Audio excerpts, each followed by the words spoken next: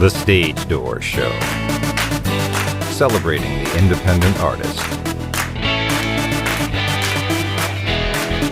With your host, Dave Hondel.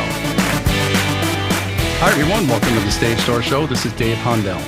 Tonight, my guest is a versatile actor who you've seen in many popular TV shows, including BMF, The First Wives Club, Sleepy Hollow, and movies like The Watsons Go to Birmingham, and Cooking Up Christmas, among many others. And we're so happy she's with us tonight. So please welcome to the show, Bailey Tippen. How you doing, Bailey? Hi, I'm good. I'm happy to be here. Well, we're happy to have you for sure. And I was looking forward to this interview. So thanks for joining us. Really appreciate that. Thank you for having me. Absolutely. I want to start with this. You've been in a lot of highly rated TV shows, and that's a testament to your talent, obviously. But when you're going onto these sets and these shows and you do your scenes and you do your, episodes, whether it's one episode or several episodes, do you ever have an idea when you're done wrapping that it's going to be successful like it has been? Because almost every show that you've been in has had success. So is that something you go into it kind of thinking it's going to be like that? Or is you just don't have any idea until it really airs? I love this question because I feel kind of split between the response, yes and no. Because I feel like I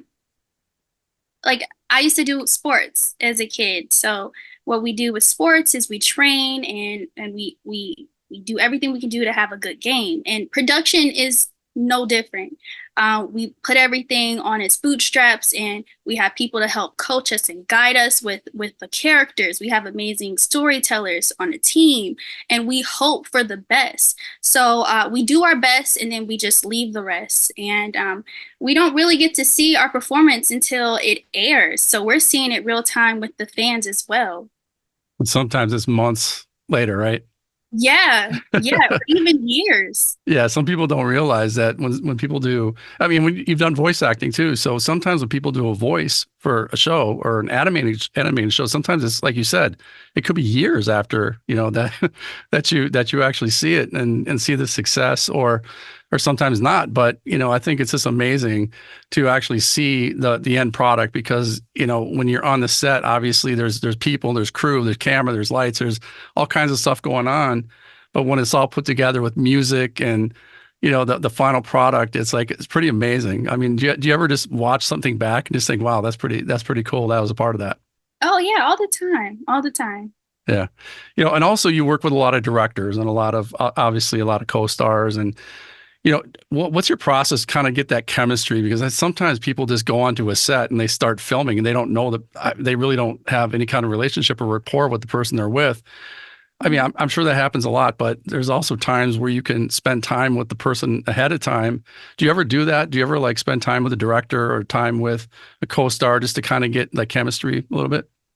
Yeah, every production is different, but when we have those productions that let you spend time with them and ask them questions and get to know them, it's always great. But usually it kind of happens on the spot. And I don't really have a set process to it, but I would say just being present when it's like that, just being completely present. And you never know what type of conversation might spark at the moment. Do you ever get into a scene or had a scene that where you're gonna obviously you say your lines and so forth, but during the process of that scene, that everybody just kind of goes away around you and it's just you in that moment and it gets kind of emotional. Have you ever had a scene like that? Oh yeah, most definitely. Mm-hmm.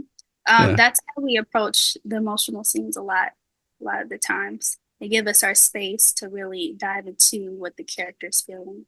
Is it ever awkward to have all the people on the set around the grips and the lighting people? Actually, it can be. It can be a little awkward because I feel like it gets super real. It can kind of take you out of the character for a little bit. But yeah, they let you have your time that you need to really get back into it. So yeah. Yeah.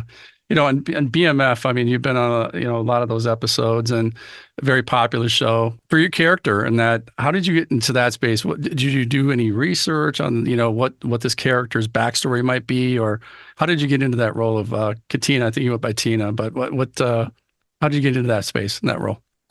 For any project that I take on, I love to do my research, and luckily for BMF, hey, the show was already out. I could just binge watch it and kind of get a grasp of what the tone of the show is all about, and go from there.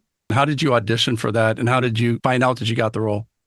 So my agents, they send in an audition request, and I was reading the whole synopsis of the character, and when you're looking at the role, you try to find something that you relate to. So I thought that Tina was an awesome character, and I was excited to press accept.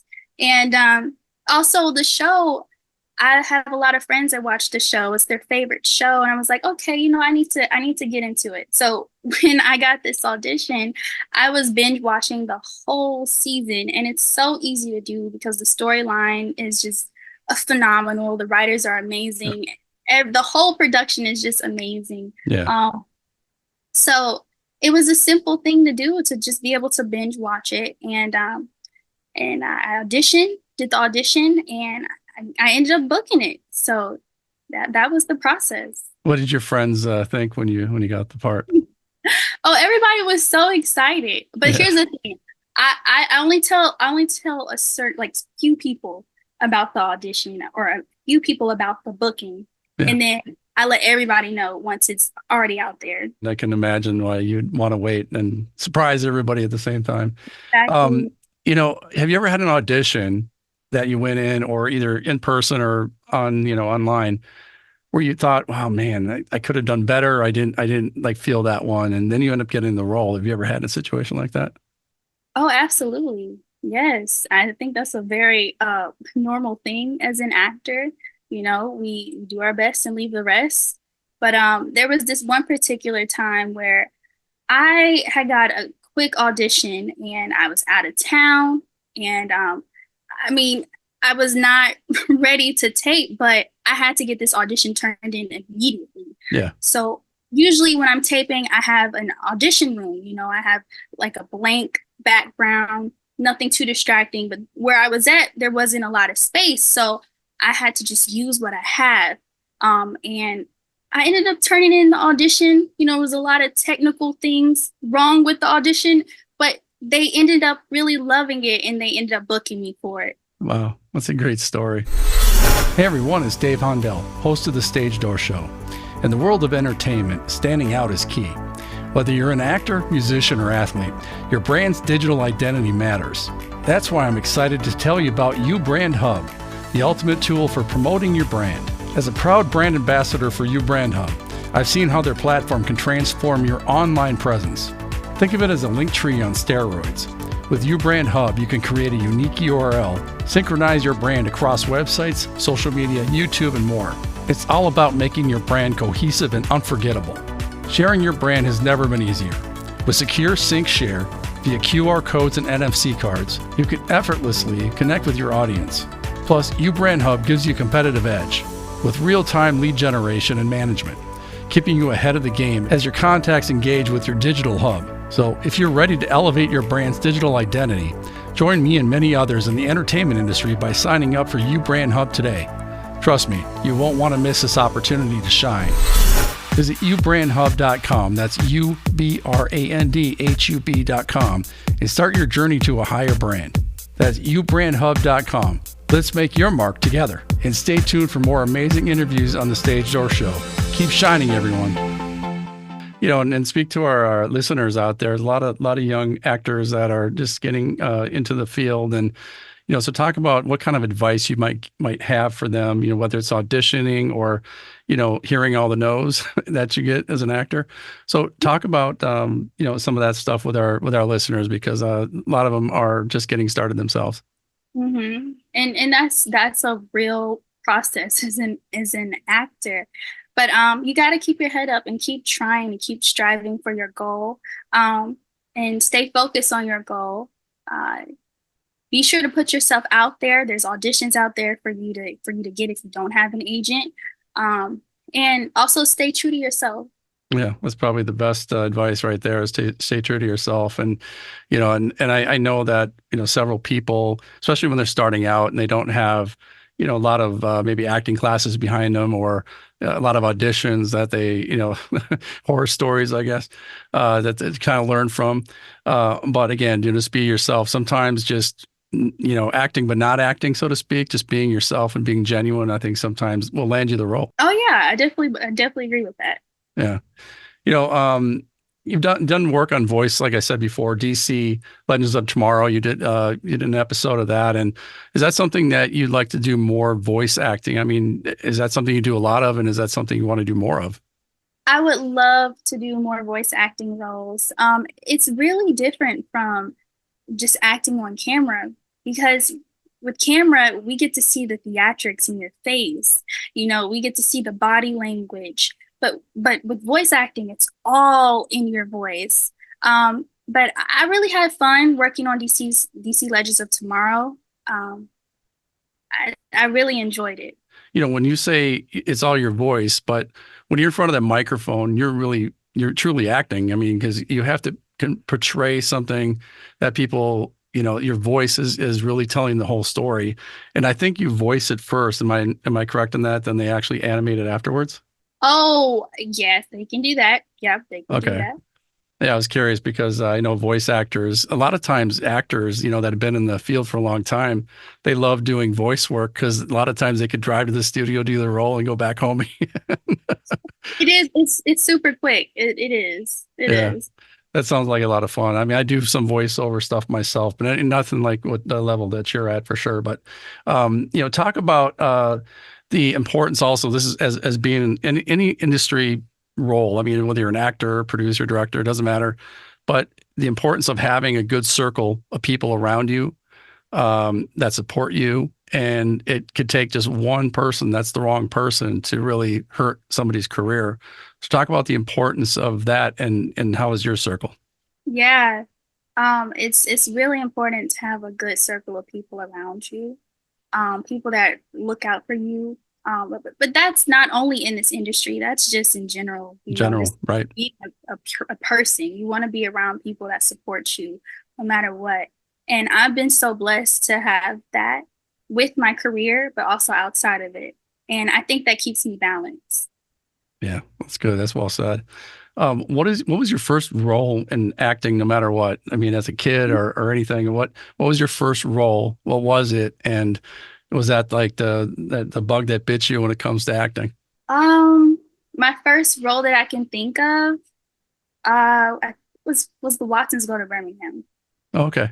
Yeah, I had played Naomi. Did you act when you were like younger? I mean, like in community theater or school? Yes, yes, I did do theater. What was your first role Snow there? White, Snow White and the Seven Dwarfs. Oh, really? Yeah. That's awesome. So was that in school? No, this was actually for a community center. Oh, okay. Hmm. Yeah, I love community theater. It's my kids both went through it, and what I like about community theater is people do it because the passion of the art. They're not getting paid to do it. In fact, everybody that builds the sets and the parents and everybody that gets involved, it's really a community event. It really truly is. And then obviously the show is the icing on the cake. But how was that run, the Snow White and the Seven Dwarfs for you? I mean, it was so long ago, but I remember having so much fun doing it. Yeah. That sounds great. No, I know you like to do humanitarian work as well. So talk about that and is there anything that our listeners can get involved with? So I've worked with the Rise Awards, which highlights people with Down syndrome and their Wow. talent. And when I'm not filming, I'm also working at the animal shelter, hanging out with the animals, taking care of them. But in the future, I feel like on my bucket list, I want to go out of the country and travel and do some humanitarian work out there. That's incredible. Yeah. Yeah. So, is this something also that you want to start a foundation someday? Oh, definitely in the future. Yes. Yeah. Well, if you ever do, just let us know and we'll push it on our show for sure because we'd like to get our listeners involved with that kind of work. So anything you can let us know, we'll push it for you. Well, thank you.